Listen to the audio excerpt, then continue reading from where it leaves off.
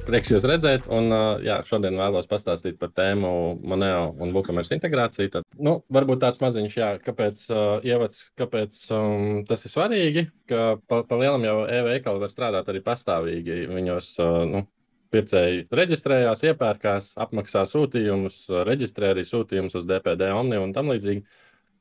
Un it kā viss process ir, bet tas viens no biežākajiem iemesliem, kāpēc vēlas šo integrāciju, ir noliktavas uzskaite. Ir vēlme, ja uzņēmumam ir vairāk nekā tikai viens e-veikals, bet ir, piemēram, fiziskais veikals vai ir vēl kādas iespējas pasūtīt preces, veidot varbūt, nezinu, caur telefonu, tad šī noliktavas integrācija ir ļoti svarīga, lai redzētu atlikumus uzreiz jau arī uzņēmuma vadības sistēmā. Otrs iemesls, protams, ir grāmatvedība. Tad dokumenti nav jāpārsūta vai jāpārvada citā sistēmā, jo viņi visi uzreiz izveidojas dokumenti ar visiem grāmatojumiem, un tad grāmatvežiem arī vieglāk un mazāk ir iespējams kaut kādas kļūdas būt, tāpēc ka tās pašas summas, tie paši artikuli arī atnāk uz Moneo. Un tad šodien tas process, kā mēs iziesim cauri šai integrācijai, ir sekojoši, kad ir šie pamatprocesi, ka mēs atjaunojam daudzumus WooCommerce veikalā, sūtot no Moneo. Mēs varam arī cenas atjaunot un akciju cenas veidot un sūtīt uz e-veikalu. Tādā veidā nodrošinot to, ka ir viena pareizā vieta, kur cenas tiek reģistrētas un akceptētas, un tad viņas izplatās uz e-veikalu, nevis ka pēkšņi e-veikalā ir kaut kāda atšķirīga cena no tā, kas mums ir pieņemta uzņēmumā. Un, protams, pats svarīgākais ir pasūtījuma saņemšana no WooCommerce, un tālāk jau ir pasūtījuma izpilde un preču norakstīšana. Šeit ir arī divi scenāriji minēti. Uzņēmumi dažādi var lietot šo integrāciju, vai kā viņiem ir pieņemts uzņēmumā, tā kā strādāt ar pašu e-veikalu. Viens gadījums ir tāds, ka uzņēmums cieši strādā Moneo sistēmā un veic visu komplektāciju un preču skanēšanu un nosūtīšanu no paša Moneo, un tad nosūta tikai uz WooCommerce status par to, ka šis pasūtījums ir izpildīts. Un otrs gadījums ir tad, kad uzņēmums cieši strādā e-veikalā, ir cilvēki, kas skatās tur pasūtījumus un izpild viņus arī tur, uzreiz saņemot, teiksim, DPD uzlīmes, aplīmējot, un tad šajā gadījumā Moneo strādā tā kā tāds spogulis, ka vienkārši visi dokumenti, kas ir izveidoti, automātiski arī parādās Moneo. Tātad visas noliktavas darbības un rēķini vienkārši Moneo jau ir pēc tam, kad WooCommerce tas ir izveidots. Varbūt, lai precīzāk būtu tā plūsma, ir tādas 3 lielas daļas, kas notiek šajā integrācijā. Tātad vispirms mums ir preču informācijas apmaiņa. Būtībā viņi var notikt katru rītu, piemēram, ka mēs nosūtam jaunākos atlikumus, kas mums ir zināmi Moneo sistēmā, nosūtam cenas ar visām akcijas cenām, ja pēkšņi sākās tieši šodien akcija. Otrais solis ir, kā notiek e-veikala darbība. Cilvēki iepērkās, veido pasūtījumus, apmaksā tos, un tad šie pasūtījumi nonāk Moneo sistēmā. Tur savukārt cilvēki redz vai nu caur web interfeisu skaneriem veids komplektēšanu šiem pasūtījumiem, un tad arī izpildu viņus. Šeit varbūt tas būtiski arī atzīmē pie tās nosūtīšanas informācijas partijas numurus. Šo scenāriju lietojot, jums ir iespēja arī lietot partijas numurus, tāpēc, kad ne tikai WooCommerce nav iespējams ar partijām strādāt, bet arī vairākos citos e-veikalos partiju uzskaita bieži vien neeksistē. Tāpēc, ja jūsu uzņēmumam ir arī partijas, tad vislabāk būtu lietot šādu scenāriju, ka komplektācija tiek veikta Moneo, jo tad jūs precīzi varēsiet norādīt, kādas partijas arī lietot. Otrs gadījums, ko es minēju, tad, kad preču nosūtīšana notiks no paša e-veikala, tad šajā gadījumā ir tā, sākums ir tieši tāds pats. Notiek preču apmaiņa, mēs nosūtam atlikumus zināmos, cenas, bet tālāk viss process jau notiek e-veikalā, tiek veidot pasūtījumi, tur viņi arī tiek izpildīti. Šeit arī es esmu atzīmējis par to sūtījumu izsakošanas numuru, ka tas ir tā kā bieži vien e-veikali ir saintegrēti ar dažādiem šīm sūtīšanas sistēmām, un tad ļoti ātri un viegli var dabūt uzlīmes uzreiz e-veikalā un aplīmēt. Tas varbūt arī ir tāds plus šim pieejamam. Bet kopumā tātad visu dienu notiek pārdošana, preču sūtīšana, un te ir kā pats uzņēmums vēlas, cik bieži viņš vēlas uzņēmuma vadības sistēmā redzēt, kas notiek. Viņš var reizi dienā sinhronizēt atpakaļ šo informāciju, var arī reizi, 3 stundās vai 1 stundā. Tas ir kā nu pats uzņēmums izvēlas. Katrā ziņā no Moneo puses šī gadījumā viss process jau notiek WooCommerce, un Moneo ir tikai uzģenerējās dokumenti par to, kas ir noticis. Un tagad varbūt ir brīdis, kad es jums parādīšu mūsu tikko izveidoto WooCommerce mājaslapu, e-veikalu. Tātad labajā pusē jūs redzat šo e-veikalu. Mums ir jaunas preces atnākušas. Šeit ir iespējams. Tad šis ir WooCommerce tādā minimālā izpildījumā. Nekādas baigās papildus funkcijas šeit nav pieslēgts. Tas ir pats pamats, kas vispār ir WooCommerce. Bet, protams, tur var gan mainīt izskatu, gan arī dažādas citas opcijas pielikt klāt. Bet tas, kas ir svarīgi, ka mums šeit, piemēram, ir 4 veidi dažādu artikulu. Tātad viens cimdi ir tāds pats vienkāršākais, kuram ir vienkārši cena, ir vienkārši atlikums, parasts artikuls. Tad ir komplekts, kas sastāv no dažādiem artikuliem. Mēs varam salikt vairākas lietas šajā komplektā un pasūtīt. Varbūt tādā veidā arī nodrošināt kādu atlaidi. Tad ir svarīgs šis variācija artikuls vai ar variantiem, kad mums ir tā kā viena prece, bet viņai, piemēram, ir dažādas krāsas. Kā jūs redzat, arī katrai šim variantam var būt dažādas cenas un dažāds atlikums. Priekš Moneo tas būs, katrs no šiem būs atsevišķs artikuls. Bet tas arī tātad ir iespējams, mēs varam variēt ar šādiem artikuliem. Un pēdējais, kā piemērs, ir zābaciņi, kur ir parādīts, kā izskatās, kad mēs iesūtam arī akcijas cenu, ka mums ir pamatcena un ir akcijas cena, un viņai var būt arī periods, un tad viņa sāk strādāt konkrētajos datumos. Ja cilvēks ieiet iekšā e-veikalā, viņš uzreiz redz šīs cenas. Kreisajā pusē tad ir Moneo. Parādīšu, tad mums ir šie artikuli, tie paši izveidoti cimdi, 3 veidu botas un zābaciņi. Tad ar tiem variantu artikuliem tie mums nav kaut kādi partijas artikuli, vēl kaut kā tie reāli ir atsevišķi artikuli, jo katram var būt sava cena un katram var būt arī savs atlikums. Tāpēc viņi jāveido kā atsevišķi uzskaita. Labi, tā. Un varbūt tad sāksim ar kaut kādu pirmo piegājienu, ka mums ir šādas 4 funkcijas ar WooCommerce sasaistīts. Tātad mēs varam nosūtīt cenas uz e-veikalu, nosūtīt atlikumus, saņemt pasūtījumus un nosūtīt pasūtījumu izpildes, tas ir nosūtīšanas. Kā demonstrācijas varbūt sākšu ar šiem atlikumiem. Es varbūt ātri importēšu. Varbūt pat gala rezultātu īstenībā nodemonstrēšu uzreiz. Tātad mums ir klienta pasūtījumi. Un pieņemsim, mēs šeit saņemsim visus pasūtījumus, kas te jau ir izveidoti. Parādīšu uz brīdi e-veikala tā kā administrācijas paneli. Tātad to redz tikai e-veikala darbinieki. Tātad viņi šeit redz gan kādi ir pasūtījumi izveidoti, kādos procesos viņi ir, pa kādām summām, kas viņos ir iekšā, viņus var izpildīt. Un tāpat arī redz visus produktus ar atlikumiem. Tātad šeit ir 4, šeit ir 10. Tā kā bota ir variācijas artikuls, tad viņam iekšā jāskatās, kāda viņam ir atlikumi pašā precē iekšā. Tātad šeit ir 157, katrai var būt savs kods, savs svītru kods. Tā. Un, lai parādītu šos pasūtījumus, piemēram, viņi ir jau saveidoti, viņi te varbūt laicīgi bija. Mēs, protams, izveidosim šodien arī jaunu pasūtījumu, bet eksistējošos. Tātad šīs 4 funkcijas, kuras es šobrīd laidīšu manuālā veidā, viņas faktiski var būt iestatītas automātiski, periodiski.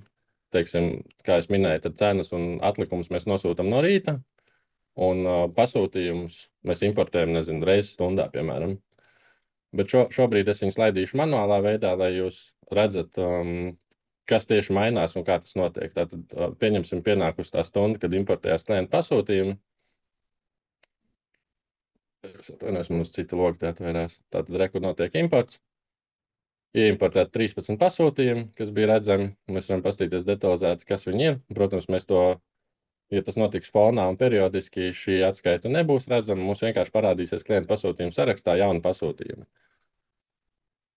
Par pašiem pasūtījumiem, tātad, kas mums ir atšķirīgs, mēs redzam, ka viņš ir no e-veikala atnācis, un mēs redzam arī konkrēti no kāda e-veikala. Tas nozīmē, ka jums var būt arī vairāki viņi.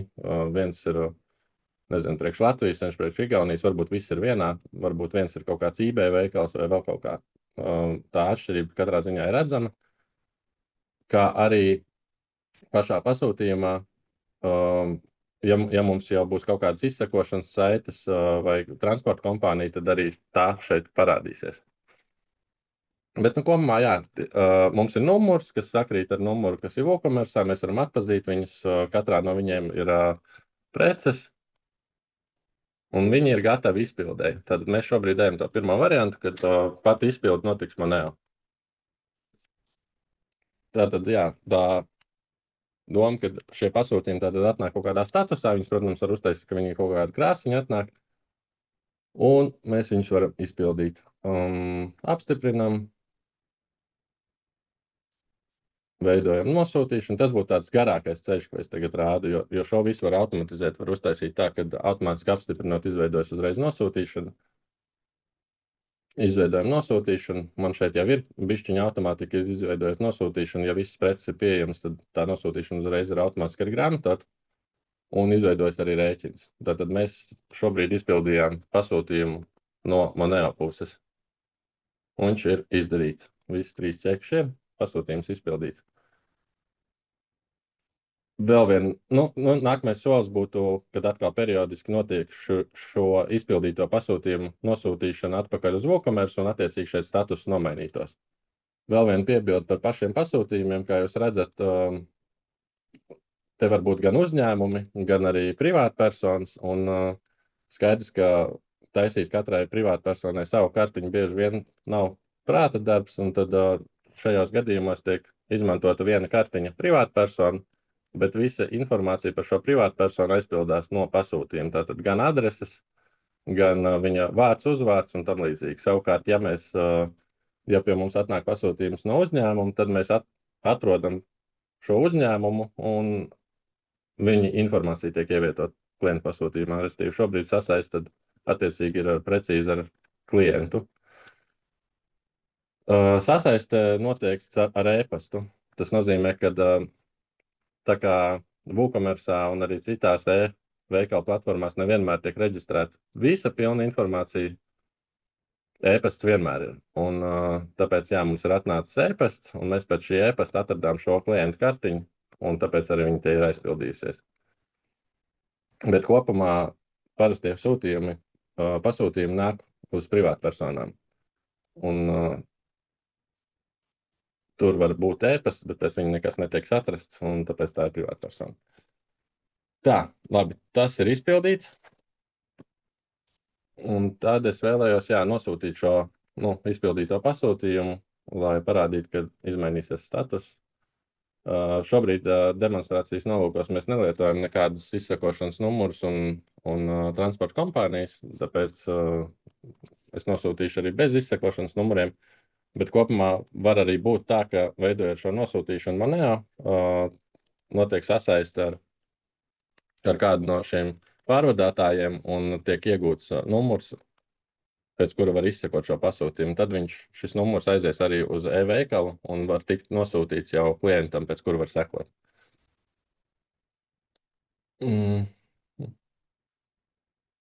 Tā tad atjaunots viens, konkrēti šis ir izpildīts. Tas bija tas vienīgais, ko mēs arī izpildījām. Ja mēs atjaunosim šo lapu, tad vajadzētu būt, kad rekur ir completed. Tātad šis pasūtījums ir izpildīts. Nu, tas būtu tas viens gadījums, kā mēs varam strādāt ar pasūtījumiem. Tātad mēs viņus vienkārši šajā veiklā saņemam, izpildam Moneo un viss. Otrs gadījums būtu tad, kad mēs visu izpildu veikstu pašā WooCommerce un uz Moneo jau atnāks tikai dokumenti. Bet pirms to rādīt, es tad pieķeršos tomēr pirmajām divām periodiskajām darbībām, kas ir nosūtīt cenas un arī atlikumus. Lai to nodemonstrētu, mēs parādīsim visus produktus. Tad šobrīd atlikumi ir 4 un 10. Maikam, kā es minēju, tie atlikumi nav uzreiz redzami lapā, viņi tur ir zemākā līmenī.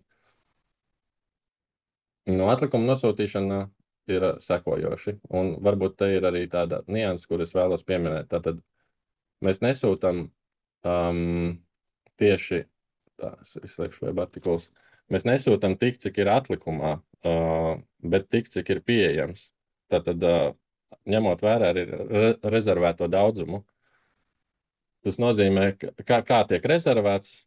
Rezervēti visi šie klientu pasūtījumi, kas šeit ir sanākuši, bet nav izpildīti, viņi kaut kādā ziņā ir rezervējuši šobrīd atlikumu. Teiksim, Mike Black bota ir rezervējuši šo vienu daudzumu. Viņš vēl joprojām ir atlikumā, bet viņš tomēr parādās kolonā rezervēts ar domu, ka faktiski atlikumā, ja vēl atnāks pasūtījums, mums vairs nekā nav. Un tāpēc te ir svarīgi, ka mēs pieminētu, ka mēs sūtam nevis atlikumu, bet mēs sūtam šo pieejamo daudzumu. Un tas pats attiecas arī, ja pa ceļam kāds Moneo, ja kādā citā veidā arī izveido, sagatavo pasūtījumu, vai kāds cits izveido uz šo pašu e-veikalu nolikto pasūtījumu, tad sūtīsies tikai šis pieejamais atlikums. Tātad zabaciņi mums te ir 4 sakrīt, cimdi ir 10, arī sakrīt, nu labi. Es uz brīdi varbūt izmainīšu vienkārši šeit atlikumu. Jā. Es izdarīšu tā, ka es izdzēsīšu vienu pasūtījumu, lai man rezervētais palielinās cimdiem. Un tādā veidā. Jā, tagad man ir 11 pieejamais atlikums. Mājaslapā ir 10 tikai. Nu, tātad ik pa laikam. Nu, tas ir, tie ir uzstādījumi, ja, cik bieži tā informācija tiek sūtīta, to jūs varat uzstādīt. Bet pieņemsim, jā, tagad ir tas rīts, un mēs nosūtam par konkrētu noliktavu, par konkrētiem artikuliem atlikumu. Tātad 5 atjaunoti, pastīsimies, kas tieši, jā, cimdi ir 11. Nu jā, šos mēs tā kā uzreiz te neredzam, bet 8, 4, 7 un zābaki 4. Jā. Ja mēs atjaunosim šo lapu, tad te arī ir 11, 4 un iekšā visdrīzāk būs 8, 4, 7. Šeit bija rakstīts, ja es atvainojos. Nav nepieciešams atjaunot, jo atlikums sakrita. Veiksmīgi atjaunots ir tikai cimdiņiem. Nu, lūk, tas atlikums sūtīšana tātad diezgan tāda triviāla lieta. Mēs vienkārši nosūtam šo pieejamo skaitli uz WooCommerce platformu, un tas ir arī viss no šī brīža. WooCommerce uzskata, ka noliktavā ir 11. Tu kārt, nē, mēs aiziesim šeit. Mums ir 11 noliktavā, un cilvēki var jau redzēt un uzreiz pasūtīt tik, cik ir pieejams un ne vairāk.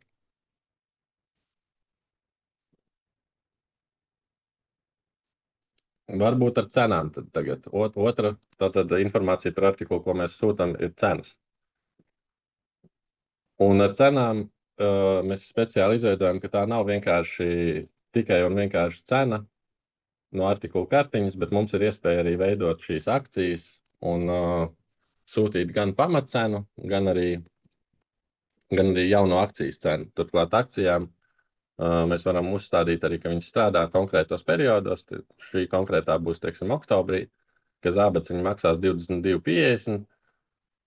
Vispār viņi maksā 24,88. Tad šo informāciju mēs nosūtīsim. Kā redzams, abas divas cenas nesakrīt. Un arī tā informācija par to, ka viņai ir tikai oktobrī šai cenai jābūt, tā arī tiks nosūtīta uz šo WooCommerce platformu. Protams, šī arī apkalpošana tiek iestatīta nenorādot konkrētus artikulus, bet par visiem sūtot visas izmaiņas. Bet šeit demonstrācijas nolūkos mēs nosūtīsim konkrētu artikulu. Tātad mainīta cena no 23,99, kas bija iepriekšējā, uz pamatcenu 24,88, kas ir jaunā, un uz akcijas cenu 22,50. Un, ja mēs ieiesim šajā lapā, tad mēs redzam, ka abas cenas parādās un abas ir izmainītas. Un, protams, arī, jā, to jūs uz brīdi redzējāt, ka šeit, tagad nav atšķirība, jā, ka šeit ieliekās arī šie periodi, kad strādā šī akcija. Pieņemsim, ja šodien mums ir 2. oktobrs un te būtu ienācis periods, ka tas ir 3. oktobrs, tad mājaslapā nebūs šī akcijas cena, bet būs pilnā cena 24,88, te arī sales pazūd uzrakstiņš. No tā. Bet, labi, mums ir no pirmā. Un, protams, šajā gadījumā ne atlikumi, ne cenas pašā mājaslapā nav jāmaina. To visu kontrolēs Moneo. Nu, labi, tik tālu esam. Pamatdarbības ir izpildītas. Nākamais scenārijs ir, ja viss notiek pašā WooCommerce'ā, visas darbības, un Moneo tikai saņem informāciju. Lai šo padarītu pavisam automātisku, es izdarīšu tā, ka klientu pasūtījumu nosūtīšanas veidos automātiski no apstiprinātiem klientu pasūtījumiem. Un papildus e-veikalā mēs gribētu arī kontrolēt šos statusus. Tātad mums ir procesā, mums būs status Moneo procesā, kur katrai šai statusam Moneo var veikt kaut kādas papildus darbības. Completed būs izpildīts. Papildus darbības nozīmē sekojoši, ka tiks uzstādīti arī šie pasūtījuma status. Mēs kontrolēsim, kāda status ir WooCommerce'ā, un atbilstošos statusus ieliksim arī Moneo. Un pie statusiem var, piemēram, uzstādīt, ka ja atnāk šāds status webdone, tad automātiski apstiprinām klientu pasūtījumu. Savukārt, automātiski apstiprinot klientu pasūtījumu, mums automātiski izveidosies nosūtīšana. Savukārt, izveidojoties nosūtīšanai, mums automātiski izveidosies rēķins. Attiecīgi, mums atliek tikai atnākt pasūtījumam ar completed statusu, lai visi šie dokumenti uzreiz uzģenerētos. Ja atnāks ar statusu processing, tad šajā statusā šobrīd es neesmu neko automātiski uzstādījis, bet arī var visādas darbības darīt, var, teiksim, izveidot aktivitāti vai uzdevumu vai vēl kaut ko, jo iespējams, ja viņš ir processing, tad vai nu viņu nevar izpildīt vai vēl kaut kāds iemesls, kāpēc viņš tādā statusā. Protams, te ir daudz citi statusi, šeit ir redzami visi statusi, kas ir WooCommerce'ā pieejami, ar visiem viņiem var kaut ko darīt Moneo. Un šajā brīdī, kad mēs esam definējuši šo statusus, arī klientu pasūtījumiem, šeit ir tāda statusu kolona, pirms tam mums nebija definēta, tāpēc nebija nozīmes, viņi nebija aizpildīti. Bet es jums arī parādīšu, tad, kas notiktu, ja mēs visus šos pasūtījumus būtu saņēmuši šajā jaunajā piegājienā, tātad ar statusiem. Es iespējams pat viņus varētu arī nedzēst. Pārbaudīsim. Nu, tātad pienācis brīdis, kad mēs saņemam no WooCommerce pasūtījumus. Nu, jā. Atnāca informācija par to, ka tiek mainīts status no tukšs uz izpildīts, no tukšs uz izmainīts un e-veikalā. Tad rekur parādījās visas šīs kolonas. Šajā kolonā parādījās visi šie statusi un atbilstoši izpildījās funkcijas. Un kā redzams, tad done statusiem šie 3 mums bija šeit izpildīti. WooCommerce orders. Mums tātad ir 3 completed kopā pasūtījumi. Un viņiem visiem uzreiz ir visi ķekši, kas nozīmē, ka jebkuram no šiem ir izveidojies jauna nosūtīšana. Uzreiz mums nekas nebija jādara. Un tā kā atlikumā arī viss bija pietiekoši uzreiz arī ir iegrāmatots, nu, un tā kā ir iegrāmatota nosūtīšana, ir izveidojies arī rēķins. Nu, un, attiecīgi, ar rēķinu arī līdzīgi var salikt automātiski, ka rēķins tur, nezinu, aiziet uz e-pastu vai vēl kaut ko izdomāt. Nu, pa lielam šis ir tāds process, jā, kur viss ir diezgan automatizēts, ka pašām Moneo pat nav jāveic nekādas darbības. Līdzīgi, protams, ar statusu nav teikts, ka obligāti ir jāveic komplektēšana ārpus Moneo, lai šo statusu lietotu. Status lietošanu var vienkārši jebkurā brīdī pieslēgt, un tad statusi nāk, nu, informācija par statusiem nāks tāpat arī. Pieņemsim, ja tagad no 115. ir izpildīts, jo pašā WooCommerce nav jau baigā tāda komplektēšana. Es pieļauju, ka var kaut kādu spraudu nopirkt un tur atzīmēt, kas tieši tiek izpildīts. Šeit vienkārši notiek tā, ka mēs nomainām statusu, un ar to viņš ir arī izpildīts. Kā tieši to dzīvē izdara, kādas darbības veids, tas nav teikts. Un pieņemsim, šis ir tagad completed.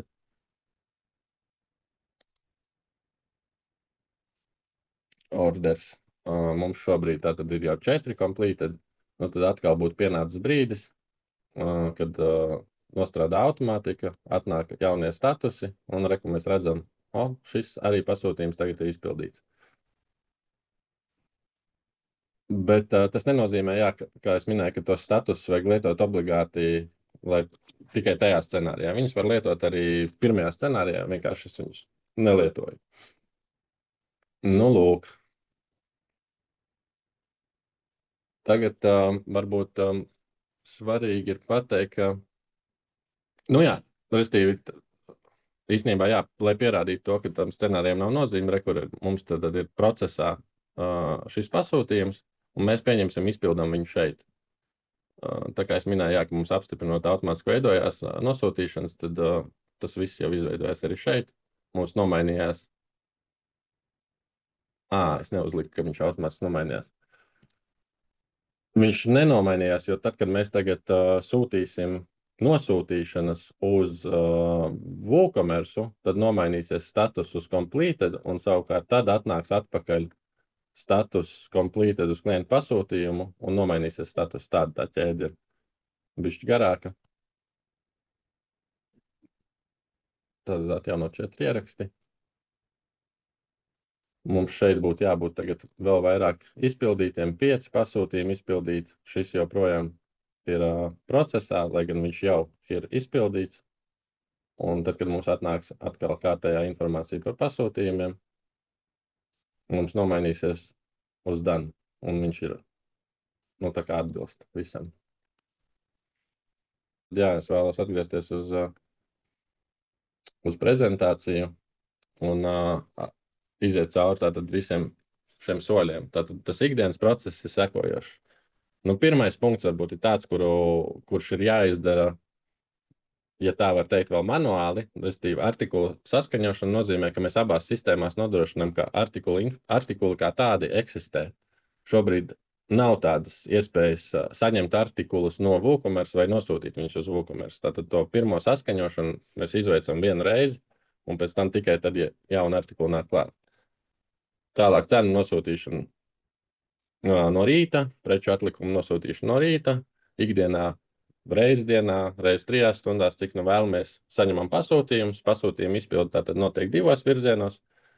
Vai nu tiek izpildīta WooCommerce, vai nu tiek izpildīta Moneo. Var vispār arī miksēt šos izpildījumus. Varbūt ir tāds uzņēmums, kurš arī var abās vietās pildīt. Nu, un tad atkal ir jauna diena, jauni atlikumi, jaunas nosūtīšanas. Integrācijas iegūmi kopumā ir skaidrs, jā, ka šī ar cenām, piemēram, ir ļoti labi, ka jūs varat nodrošināt, ka cenas tiek, izmantot Moneo iespējas, kā veikt cenošanu, jo jūs varat balstīties nevis uz precīzām kaut kādām cenām, bet jūs varat, teiksim, teikt, ka gribu, 30% uzcenojumu no pašizmaksas vai pat lielākus uzcenojumus, vai arī balstīties, ka tagad akcijas cena ir -10% no tā, kas ir aktuālā cena pašā artikulā, un jums nav jārēķina nekādas cenas. Un attiecīgi tad viss šie aprēķini aizies uz e-veikalu, jo e-veikalā tad arī nevajag kaut kādu cenošanas spraudni pirkt, jo cenas vienkārši atnāks. Nu, un par atlikumiem skaidrs, ka šādā veidā atlikumus sinhronizējot, jūs nodrošināt to, ka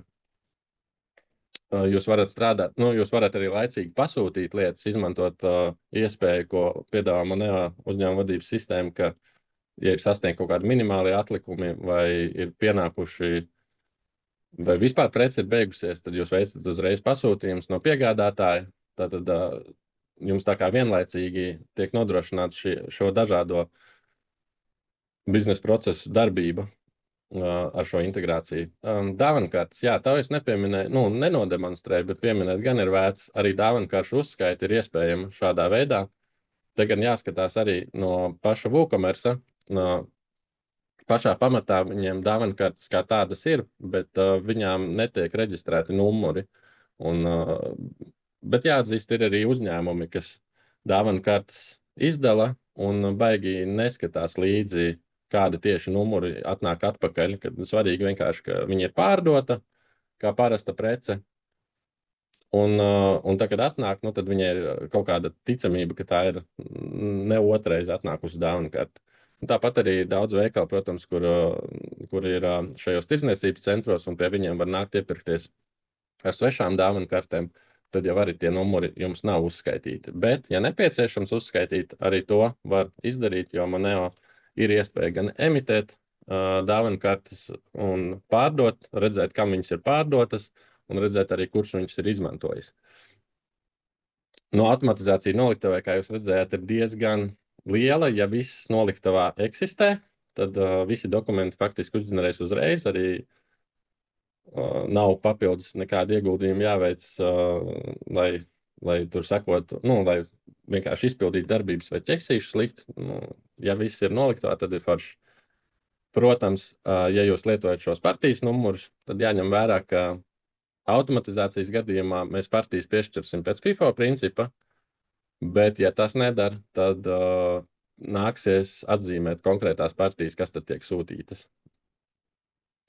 Nu, un priekš grāmatvedža, manuprāt, ir kaut kādā ziņā tāds miers par to, ka darījumi ir visi, un summas arī sakrīt.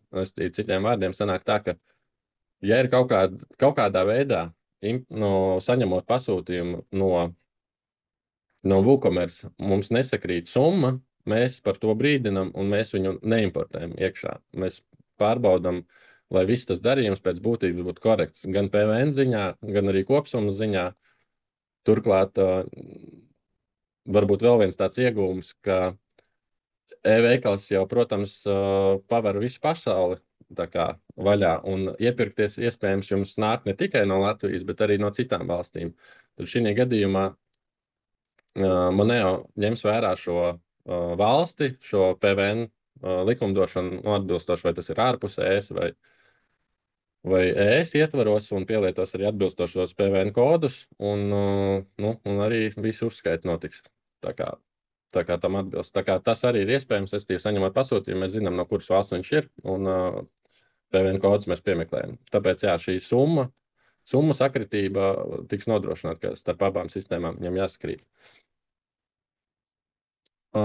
Jā, un vēl viens, kas mums ir šobrīd procesā, šobrīd es to nenodemonstrēju, bet mēs pie tā strādājam, visdrīzāk šogad tas būs arī gatavs, ka šo pirmo soli, artikulu tādu saskaņošanu, mēs tomēr arī izveidosim, un mēs sūtīsim tātad pamatinformāciju. Skaidrs, ka jebkurš uzņēmums var sakonfigurēt e-veikala platformu tā, ka viņa ļoti atšķiras no citu uzņēmumu konfigurācijas, un tāpēc mēs tādu pamatinformāciju tikai sūtīsim uz e-veikalu.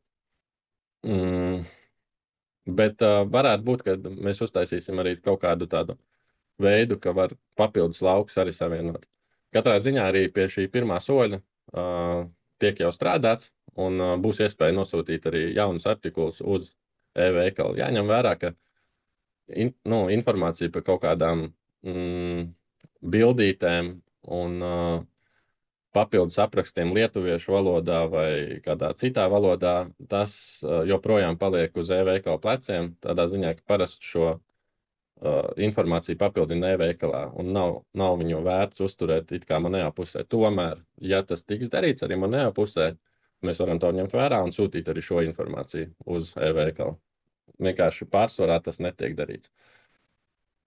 Nu, un varbūt arī bišķi aizķērās tādā lielā vīzijā, kas nebūs šogad, bet es domāju, nākamgad mēs strādāsim pie tā, lai šo integrāciju attīstītu un padarītu pēc iespējams onlainīgāku. Nu, tā, ka tas viss notiek uzreiz, restīvi nav šīs periodiskās darbības, bet tiklīdz notikums notiek vienā no sistēmām, tā uzreiz informācija aiziet uz otru. Tas nozīmē, ka tiklīdz atnāk pasūtījums, viņš uzreiz parādās. Nevis tur reizes stundā viņa parādās, bet uzreiz parādās. Tāpat arī ar nosūtīšanu. Tiklīdz mēs esam sakomplektējuši, tā viņš uzreiz aiziet uz e-veikala WooCommerce platformu. Bet tas būs nākamgad. Šobrīd tā tad ir tās periodiskās darbības, un viņas, kā jau minēju, jūs varat paši uzstādīt, cik bieži viņas ir, un kaut kādā ziņā, ja tās 15 minūtes vai stundu ir ok, tad arī esošais risinājums ir gana labs. Šis būtu vēl pieminēšanas vērts, ka šobrīd es nodemonstrēju WooCommerce integrāciju, bet mums ir arī veikals Shopify, e-veikals Shopify integrācija, kas pēc būtības ir viss tieši tas pats, viss tieši tie paši procesi ir iespējami, vienkārši cita e-komercijas platforma. Tātad Artūrs jautā, kādēļ tātad klientu piemeklēšana juridiskām personām nenotiek pēc reģistrācijas numura. Tas nav tā, ka nav iespējams arī pēc reģistrācijas numura. Lieta tāda, ka bieži vien viņi nav norādīti, un e-pasts gandrīz vienmēr tiek norādīts tā kā šajās profilos e-veikalos, un pēc tā var meklēt arī. Bet, jā, pēc reģistrācijas numura arī var. Protams, vienkārši reģistrācijas numurs, piemēram, arī privātpersonām viņš jau nebūs. Bet e-pasts, ja jūs gribētu atšķirt, kad tieši iepērkās konkrēti šis mūsu VIP klients, kurš nav uzņēmums, tad e-pastu norādot kartiņā, jūs viņu arī atpazīsiet šajā gadījumā. Jūs arī tad redzēsiet, ka šis cilvēks, kas nav uzņēmums, kuram nav reģistrācijas numura, viņš tāpat atpazīsies. Tādā veidā ar e-pastu ir tā kā no vienas puses universāli, bet es saprotu, ka jūs pieļaujat, ka e-pasts varbūt nav norādīts un tajā brīdī reģistrācijas numurs. Tas tā kā, tas nav problēma pielikt to reģistrācijas numuru. Tad Aleksais prasa, ka plāno jaunu veikalu palaišanu uz Shopify platformas, un kādas tad ir atšķirības starp šīm integrācijām ar Woo vai Shopify? Mēs mēģinām nodrošināt, ka atšķirību pavisam nav, bet ja jums interesē arī atšķirības starp šīm abām platformām, tad viena no atšķirībām ir šīs dāvanu kartes uzskaite, kas ir atšķirīga abās platformās, vai viņi ir iespējami vai nav. Vēl viena lieta ir tāda, ka Shopify'am ir vairāki šie plāni, un, piemēram, viens no plāniem neparedz nemaz, ka mēs varam iegūt kādu informāciju par klientu. Restīvi, ir tāds Shopify Basic plāns, un tad šajā Basic plānā caur API nav iespējams iegūt informāciju par klientu, un visi pasūtījumi izskatās vienādi. Viņiem ir preces, bet viņiem nav ne piegādes adreses, ne arī šī klienta informācija. Bet, ja ir nākamais plāna līmenis, tad tur tas viss ir, un tas viss ir iespējams. Bet kopumā atšķirībām nav jābūt. Viņas pēc iespējas nav. Man sakot, tas, kā strādā pati manējo sistēma ar šo e-veikalu, ir tieši tāda pati vienāda. Jā, mēs sūtam informāciju gan par atlikumiem tieši tādā pašā veidā, saņemam pasūtījumus arī, un nosūtīšanas arī sūtam prom. Varbūt šī akcijas cena, ko mēs tikko uztaisījām tieši priekš šīs demonstrācijas, tas vēl nav Shopify uztaisīts, bet tas ir vienkārši nākamais to-do, kas jāizdara. Bet tā būs vienādi. Paldies. Tā, tad ir interesants jautājums, vai šo integrāciju var izmantot, lai pārdotu pakalpojumus caur WooCommerce? Tādā ziņā, ja jūs domājat, ka te nav noliktavas artikuli, bet parastie artikuli, pilnīgi noteikti, vienkārši tad tas iemesls, jums vairs nav noliktavas uzskaita tur, un tas vairs neinteresē, jums interesē tikai paši darījumi. protams, jā, arī to var nolikt, to var nelietot šajā gadījumā. Vienīgi, jā, no manējo izpratnes tie tāpat būs klienta pasūtījumi, un viņiem vienkārši noliktās nosūtīšanu vietā veidosies rēķini. Bet, jā, to varat mierīgi pakalpojumus tirgot. Es arī aizmirsu pieminēt, ir jau arī visādi digitālie produkti, kas noliktavā netiek uzskaitīti, un viņus tāpat var tirgot. Bet līdzīgi arī pakalpojumus. Un arī dažādas šīs papildus izmaksas, kuras es neparādīju, bet man ir jāpiemina tagad, teiksim, par piegādi. Tas jau arī atnāk kā papildus pozīcija uz klienta pasūtījumu un pamaina summu. Jā, tas ir.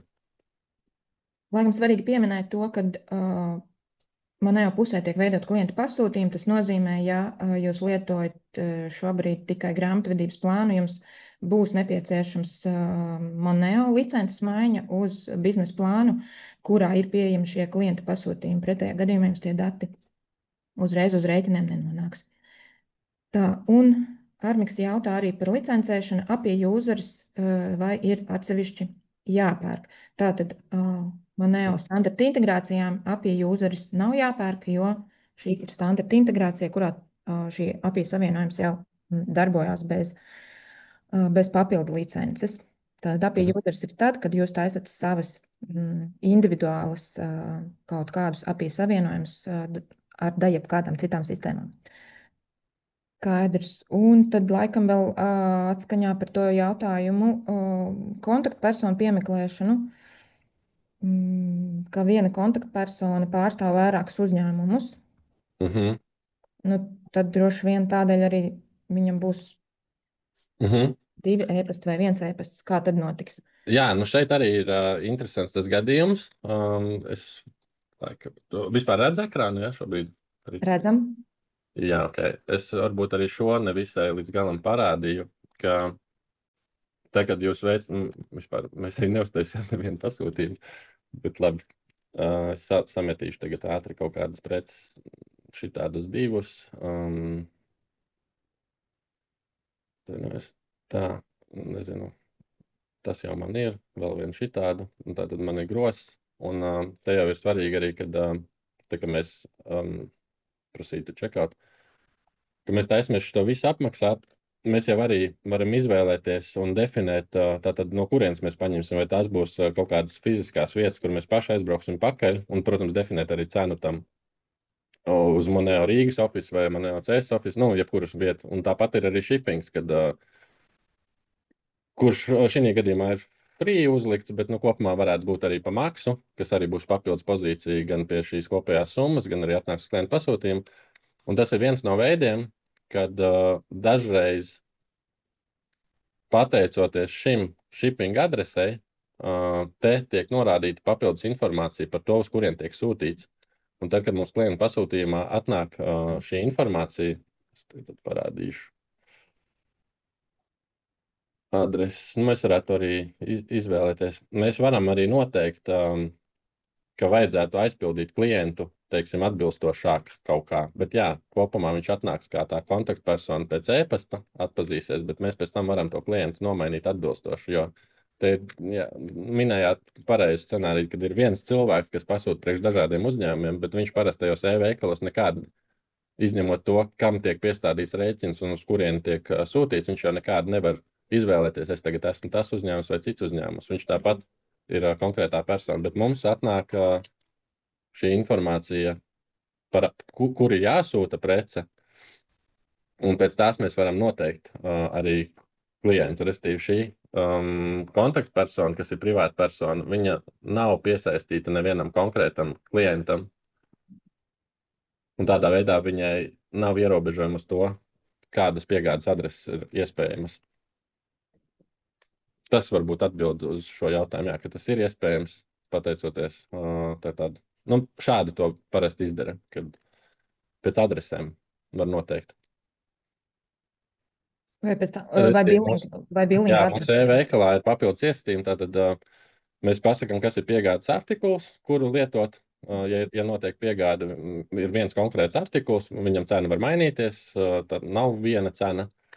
Tad ir noklusējuma klients, bet mēs šo klientu, kā Moneo izpratnē, kā mums parasti ir pieraksts IRF burtiņš, tad tas nozīmē, ka te ir formula. Un mēs varam pateikt, ka, ja ir tāda adrese, vai kaut kā mēs piemeklējam, nevajag pēc adreses precīzi, nevajag meklēt, bet pēc tādiem laukiem varam atrast īsto klientu. Mēs varam šeit rakstīt tā kā garu formulu, vai īsu, kā piemeklējās tas klients, un mēs viņu varam piemeklēt pēc citiem izteiksmēm. Un tāpat mums šeit bija arī pasūtījuma noliktavas izteiksme, ka, piemēram, ja viņam ir pickups uz Rīgas, uz Rīgas ofisu, tad mēs skatāmies noliktavu no Rīgas. Ja ir uz Cēsīm, tad mēs skatāmies, ievietojam noliktavu no Cēsīm. Un tādā veidā arī nosūtīšanas tiek veikts no šīm noliktavām. Tas klienta pasūtījums pielāgojās. Bet jā, tā ir mana atbilde.